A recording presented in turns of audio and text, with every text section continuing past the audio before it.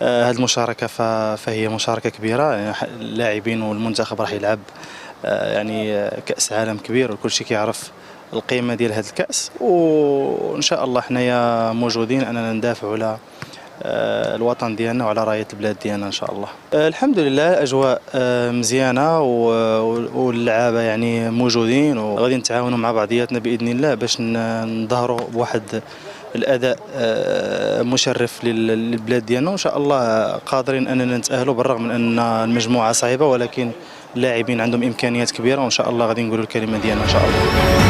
Ouais, c'est une immense fierté, surtout à mon âge, j'ai que 18 ans. Mais bon, c'est une très belle expérience à vivre, surtout avec des gars comme ça, et j'espère qu'on va faire une grande compétition, Inch'Allah. Ouais, bien sûr, je suis très fier d'être marocain.